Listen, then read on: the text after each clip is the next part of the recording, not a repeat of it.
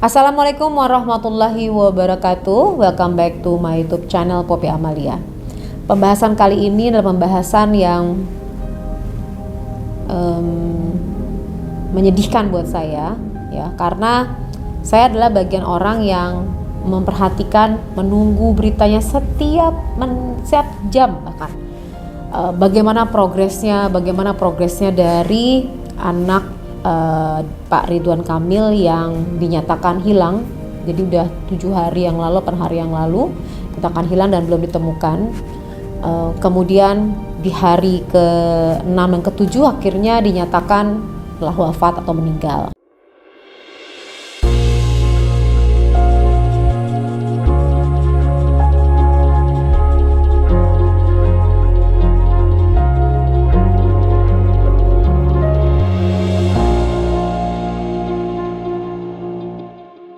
Nah, rasa sedih yang dirasakan ini saya rasa juga dirasakan oleh seluruh masyarakat Indonesia.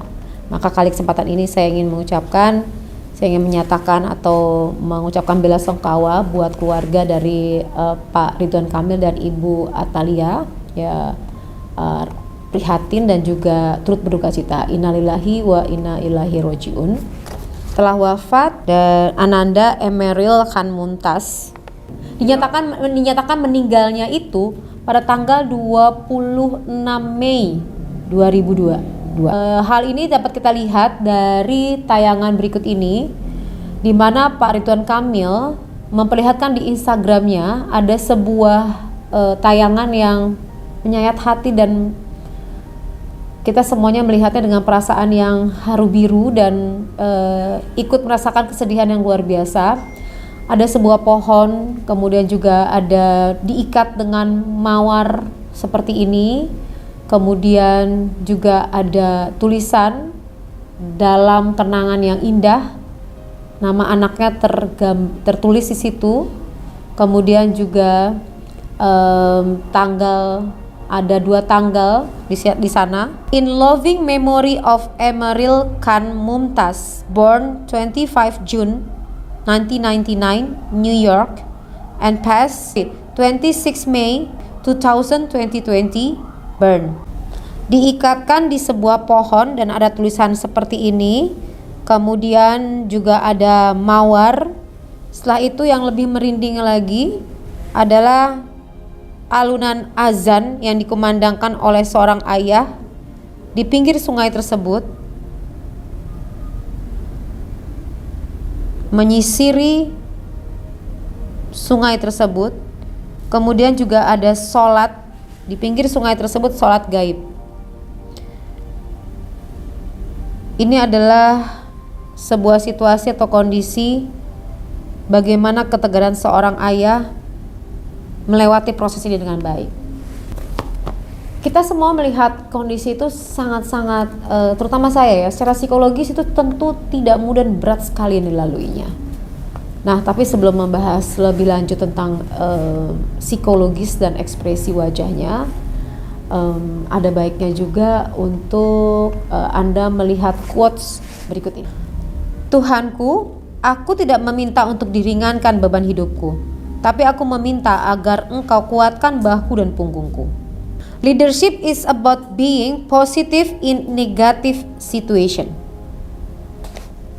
Gambaran sosok kepribadian Pak Ridwan Kamil dalam menghadapi tantangan hidup yang terberat telah tergambar di mata saya secara psikologis.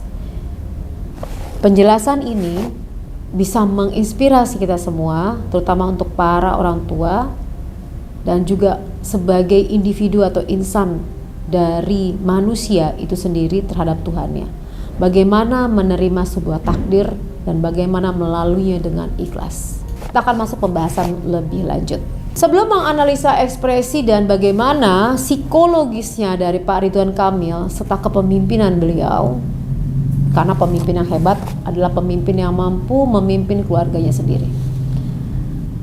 Saya perlu merecall sedikit memori peristiwa awalnya hanyutnya anaknya, bagaimana kronologis berikutnya. Kita saksikan tayangan berikut ini. Dikabarkan Ariel tenggelam saat sedang berenang di Sungai Aire, Swiss pada Kamis 26 Mei 2022. Bermula saat Ariel sedang berenang bersama adik dan kawannya. Kondisi cuaca saat itu sangat cerah, namun saat naik ke permukaan, Ariel terseret arus yang cukup deras. Setelah sebelumnya sempat mendapat bantuan dari kawannya, namun tidak dapat tertolong. Dan proses yang dilaluinya, Ariel hanyut. Hingga saat ini proses pencariannya tetap dilakukan oleh tim SAR.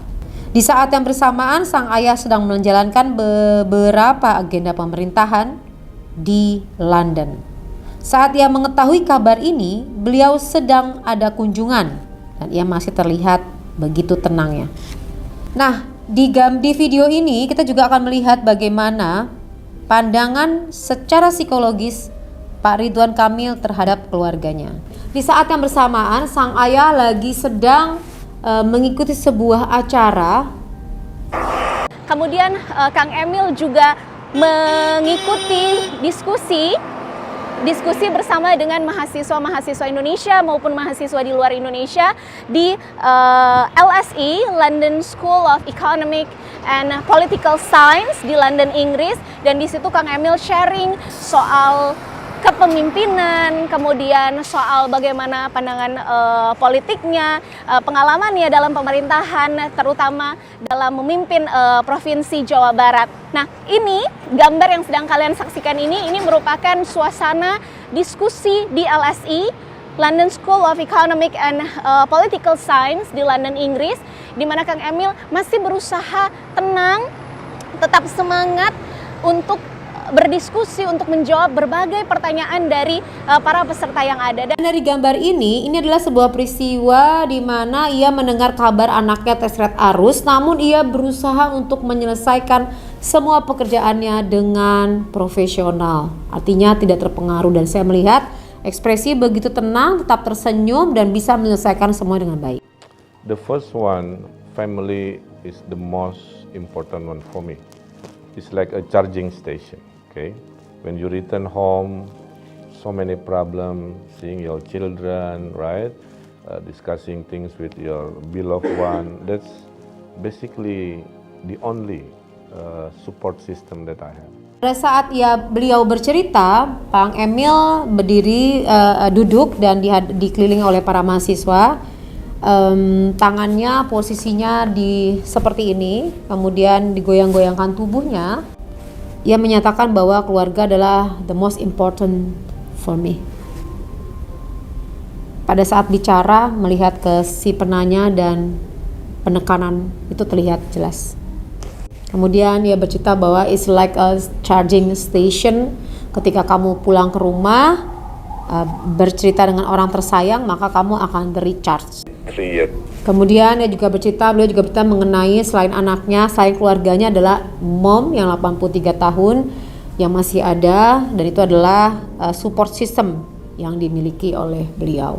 Sambil bercerita, karena sudah mendengar informasi anak belum ketemu, posisinya tidak begitu tenang lagi, tapi sudah bolak-balik badannya. Tapi saya melihat ini sangat luar biasa, betapa profesionalnya seorang Ridwan Kamil dalam menghadapi situasi yang luar biasa, seperti quotes yang disampaikan oleh beliau di dalam kutipan beliau, bahwa seorang pemimpin adalah orang yang bisa menghandle dalam situasi apapun, dalam kondisi negatif apapun, tapi tetap melihat hal yang positif. I still have my mom, 83 years old. So once in a while I meet her, ask her blessing, praying, to make it strong and so on. Beyond that, leaving the house to work, encountering everyday problems. So I think do not forget your family. So I think that would be the best thing that we have to preserve. Jadi jangan pernah melupakan keluarga, itu adalah hal yang paling utama. Nah, beliau menyatakan dengan intonasi yang bisa terkontrol dengan baik. Saya melihat ketenangan yang sangat luar biasa. Itu Ariel itu anak pertamanya laki-laki, hanyut, tapi luar biasa seorang pemimpin yang masih bisa menghandle situasi dengan sangat tenang. Ini jarang dimiliki. Jadi apabila pemimpin menghadapi situasi terburuk tapi masih bisa tenang, ini loh yang saya lihat dari seorang Pak Ridwan Kamil. Ini Kang Emil masih tetap berusaha untuk bisa menyelesaikan semua agenda dengan baik dan tuntas selama berada di London, Inggris. Walaupun mukanya diusap-usap, itu udah nggak tenang ya, itu kecemasan, itu artinya ingin mendengar berita selanjutnya, tapi dia berusaha tenang dan menyelesaikan dengan baik. Setelah itu masih ada juga satu agenda terakhir, yaitu tour di parlemen yang memang tidak lama berada di sana. Jadi usap-usap itu menandakan bahwa nggak tenang, sama sekali nggak tenang. Kemudian pada saat satu agenda lagi, ia masih bertemu, kemudian juga menuju ke parlemen ya, Kang Emil di situ. Tangannya juga tangannya pada saat di parlemen ini saya melihat diletakkan di belakang. Pandangan matanya udah mulai tidak konsentrasi satu titik ya. Jadi tidak berada di sana kepikirannya. Jadi matanya tuh udah menerawang kemana-mana, dan gerakan tangannya ini ditaruh posisi di belakang tubuhnya adalah sebagai gambaran dari pengendalian diri. Jadi walaupun terlihat tegar, terlihat mengikuti dengan baik, tapi rasa was-was dan memikirkan anaknya itu sebenarnya bisa tergambar dari ekspresi wajahnya. Tapi tadi, lagi-lagi tuntutan pekerjaan sebagai seorang gubernur, kemudian juga seorang yang mewakili pemerintah Indonesia untuk berada di sana, itu mengharuskan dirinya untuk terlihat profesional dalam situasi dan kondisi apapun. Luar biasa yang dilalui oleh Pak Ridwan Kamil, tapi bisa terhandle dengan baik. Inilah sebuah contoh suri tauladan buat kita semua. Kemudian juga saya juga nggak kalah sedih dan terharu ya, begitu melihat seorang ayah yang berjalan di danau.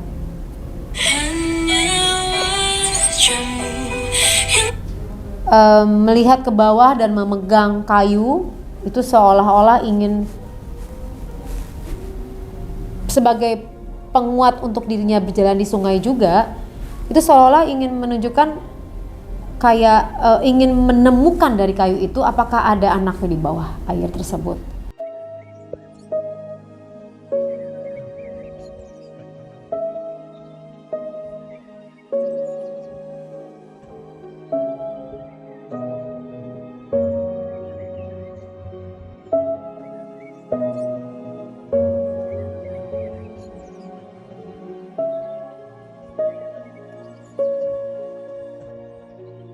Dari gambaran video ini sebenarnya Pak Emil ini udah berada di posisi tidak mencari lagi di jalan-jalan di mana, di hotel-hotel dan lain-lain, tapi fokusnya adalah mencari jenazah. Dari gambaran ini saya bisa melihat bagaimana kepemimpinan, bagaimana tawakal dan ikhlasnya Pak Ridwan Kamil yang saya apresiasikan dan semakin saya kagumi ya, bagaimana kepemimpinan beliau yang sangat luar biasa dan sudah teruji. Beliau adalah seorang ayah yang luar biasa, patut dicontoh, dan pemimpin yang luar biasa tenangnya menghadapi semua situasi dengan kepala dingin dan bisa mengutamakan arti dari keikhlasan itu sendiri atas semua suratan takdir dari Allah Subhanahu wa taala. Kita akan doakan bersama teman-teman, dan saya meminta juga di sini kesempatan untuk kita membacakan Al-Fatihah untuk almarhum. Al-Fatihah, berdoa dimulai.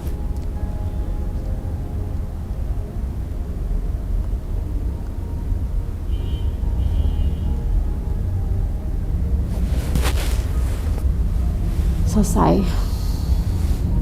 Contoh suri tauladan kepemimpinan yang bisa ditiru, dan bagaimana sebagai orang tua yang bisa kita ambil makna dan manfaatnya, serta sebagai manusia biasa bagaimana memahami dan memaknai arti ikhlas akan takdir itu sendiri. Sampai bertemu lagi. Wassalamualaikum.